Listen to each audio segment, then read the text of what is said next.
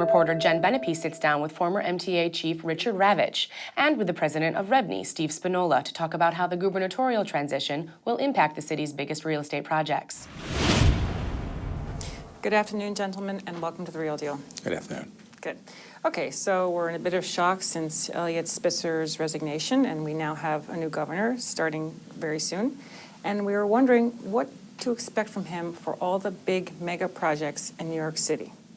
He's very bright, decent guy, and I'm sure he's going to evaluate all of these projects because clearly the government doesn't have enough money to do all of them. And too many politicians have for too long failed to prioritize and decide what's the most important and put their resources into that. I think in most cases, he's going to be supportive of the programs that have been in place. And as we go through the next year, we may see a little different priorities established by the new governor. Mm-hmm. So, okay, you both have sort of suggested a reshuffling of priorities. Do you have a sense of where Paterson might be looking? I think his most important challenge, and this of course reflects the fact that I spent 5 years as chairman of the MTA capital budget, absolutely essential. All this real estate would be valueless if we didn't have a functioning and safe subway system. And the governor announced or approved a $20 billion plan, which is still, even if congestion pricing passes, it's still like $11 billion short. What do you think of that, Steve? Would you agree? There's nothing more important than the capital plan for the MTA. Without the rebuilding of the trains, the city of New York would be in terrible shape right now. And so how do we come up with $29 billion, I think is the really long-term capital plan from the MTA? Mm-hmm. And there is nothing more important, but we don't have the money. And even if congestion pricing goes through, that's $300 million a year, which maybe generates, what, $4 billion of borrowing capability towards that number. Okay, putting aside the fact that you've both said that the MTA capital budget is very important and probably one of the most important things happening now besides the actual budget of the state.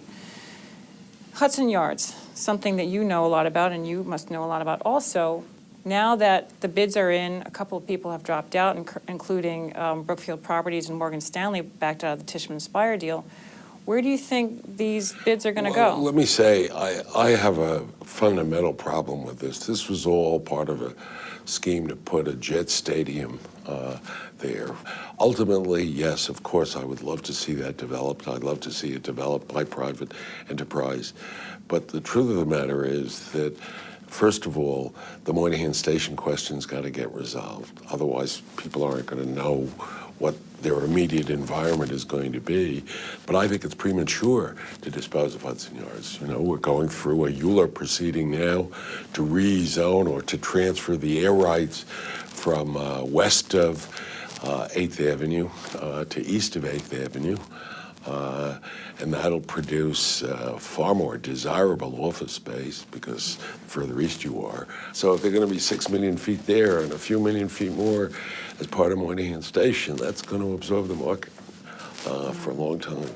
Plus, public doesn't know all the conditions in the bids that were received by the MTA because they refused to make them public, which was a serious mistake in my judgment, and I don't think there will be any serious support for a fast disposition of that property.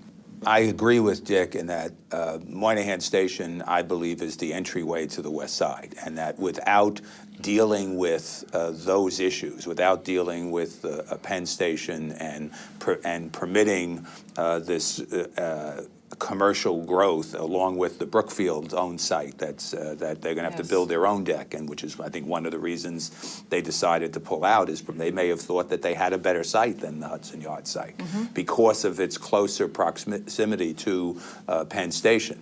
Now, does that mean you should stop the Hudson Yards bid? I don't think so, because I think the Hudson Yards project is going to be a 10 to 20 year project, and I think we ought to move ahead.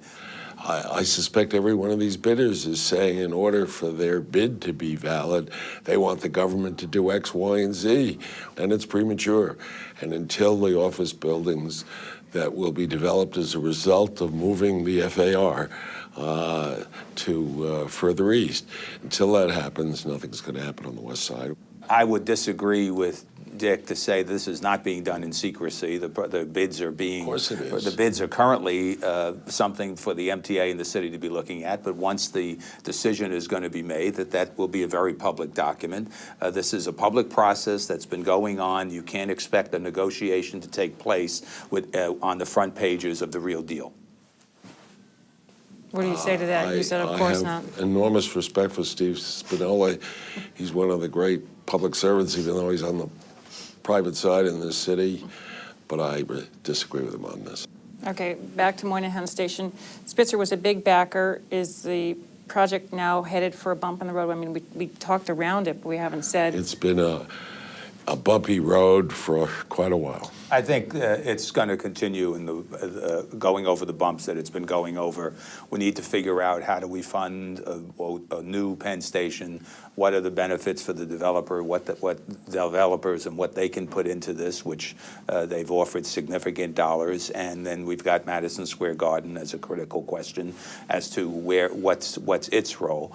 Well, I have an idea how to solve that problem, Steve, which you could pass on to the mayor, and that is that he not spend $3 billion building an extension of the 7 line, which isn't necessary for the redevelopment of any of this.